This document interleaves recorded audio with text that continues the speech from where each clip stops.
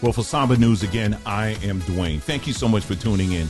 Now, the other day we did a video where we were talking about this recent payout by the federal government to black farmers and other farmers of color. See, they left that part out.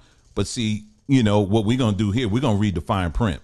And so, yes, that 2 point whatever it was billion dollars that went out, it didn't just go exclusively to black farmers. But if you looked at most of the black press, the traditional black press, they were trumpeting as if black farmers were pocketing all 2 point whatever it was billion dollars. And that was not true at all. It's actually going to black farmers, some black farmers, but also other farmers of color, whoever that may be. Right.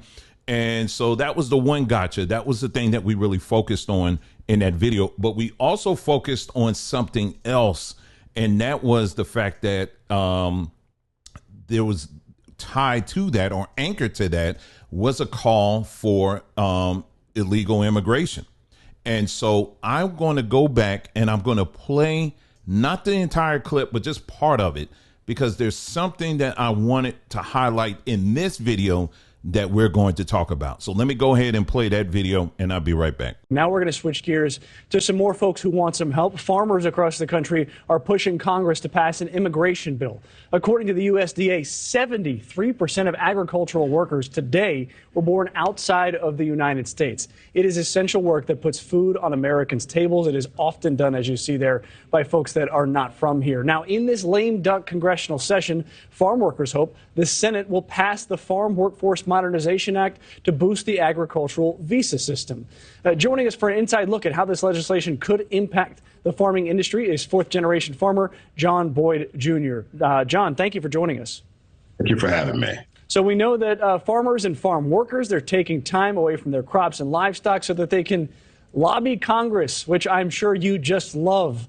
How significant would this be for farmers if this legislation is passed? Well, this legislation is very, very important for America's farmers, especially livestock producers. And many people don't understand that livestock farmers need help year round. It's not more like seasonal work for vegetables and things of that nature. And I used to raise eggs for Purdue Poultry for 14 years. And it's 7 days a week around the clock. And it's hard to find workers, you know, that want to do this kind of work. The real answer would be to get more Americans and more young people interested into farming and agribusiness in the United States. But it's not happening quickly enough, and farmers rely on these workers every day to help get their crops in and help maintain their farming operations. So this isn't a new bill. It's been there for a while, and it's just starting to get some headway, and hopefully it will pass shortly. Well, I was going to ask you about that. There are not Americans that want these jobs. I mean, 73% of agricultural workers being immigrants, that is a very high number. But also, I wonder if it's lower than it really is, because that's the folks that we know about. And we also know that when you need labor, you're willing to take help from anywhere. And you might not necessarily ask those folks where they're from and how long they've been here. Yes, and I've been farming for 40 years, a very, very long time. The average age of a black farmer in this country is 61 years of age.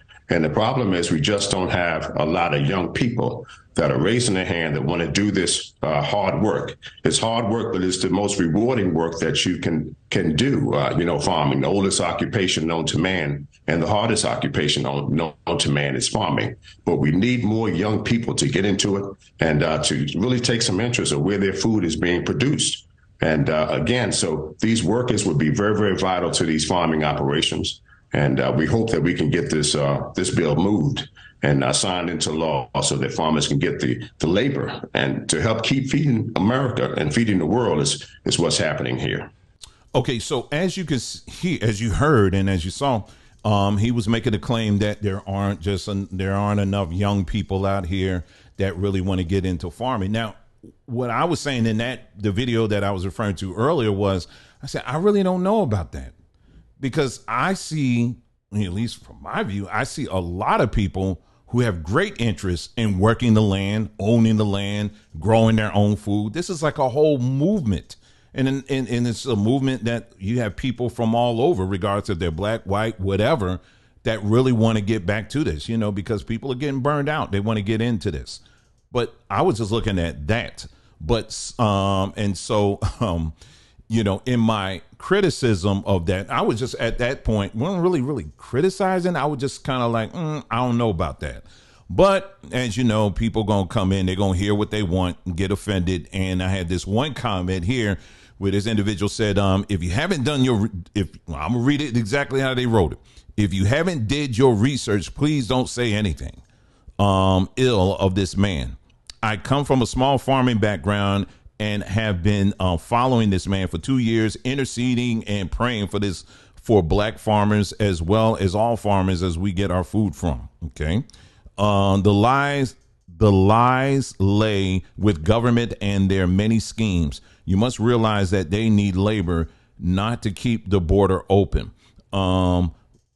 Black people don't like hard work. So you be true and do your research. Number one, if she would have watched the entire video, I actually played the clip that I just showed you, and he's making every case for the border to be open, right? So that's number one. And then number two, I actually did do my research thanks to this person here that left this comment, and I thought it was just an excellent point.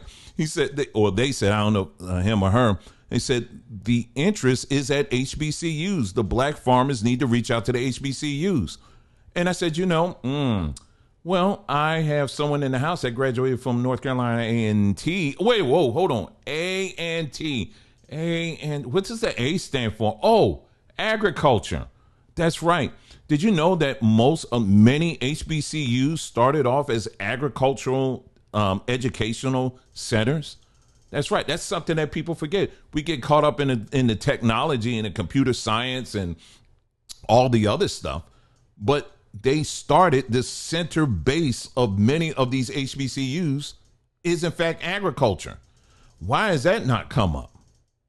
So I'm just going to play for you just a few videos of HBCUs who've been out here and been doing this for a long time. And I'm wondering why this ain't coming up. Well, the first one is, what's the obvious one to start off with? Tuskegee. How about that? Let's start off with that. Let me play this one.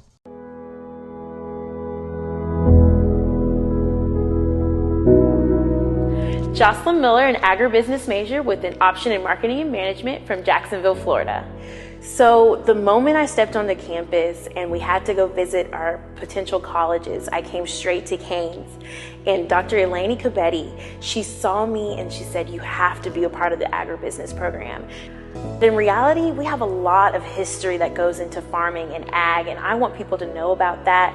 I want us to know that the money is there, the careers are there, the entrepreneurial opportunities are there, and if we're willing to work for it, we can do great things. Come to Canes. It's the best college. It really is. We're small, we're tight-knit, but we have so many great opportunities. This university is going to challenge you, but it's also going to support you. It's going to make you grow. It's going to help you grow and become the person you never knew you were supposed to be. What Tuskegee University is not going to do is let you down. They always got your back.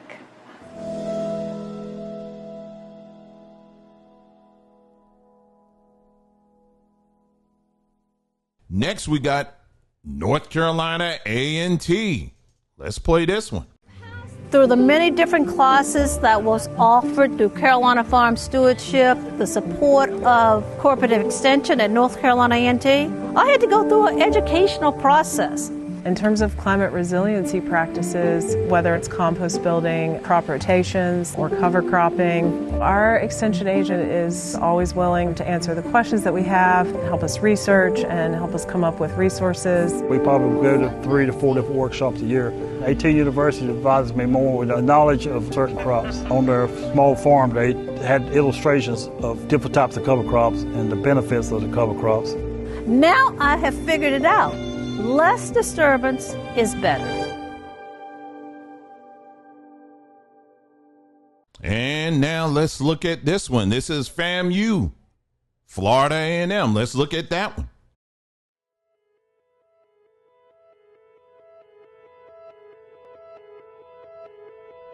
Florida Agricultural and Mechanical University. College of Agriculture and Food Sciences. You know, the crazy thing about just hearing the word agriculture is that most people think it's just farming. I'm sure you did. Admit it. There's so much more to agriculture in today's world. It's just not about digging dirt. It's also a business side. And also the science and research behind it. Agriculture is in everything we do. If there is no agriculture, there is no life. Here in the College of Agriculture and Food Sciences, we like to say all roads lead to ag, because they really do. I'm an agricultural business student. I'm learning how to connect the farmer with the market. I'm learning the skills necessary to sit in the boardroom with some of the biggest agricultural players in the world. Analyzing stats, setting prices, studying trends within the market, that's what I do. My uniform is a business suit with a smile and a firm handshake. I'm ready to use the skills I learned to help our global community. As an agronomy student, we study soil and water quality, sustainable agriculture, and we're also discovering ways to provide solution to our world's growing demands. I am currently conducting research at the university's Center for Viticulture and Small Fruit Research. In the labs, I'm learning experimental learning opportunities. I take field samples, extract DNA, and I'm currently working on publishing my research that will help Florida's grape growers. My path will take me to laboratories that will help discover new methods and techniques on detecting plant diseases. In fact, if you take a look on the screen here, you'll see that there are many HBCUs that do offer agricultural programs. Now, people may say, well, what he's saying they need are people that's going to do like farmhand work or whatever.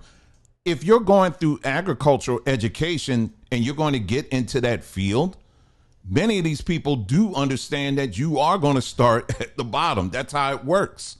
Do you understand what I'm saying? But the thing is, these students that are being educated and have been getting trained in HBCUs for years, well, they're highly educated.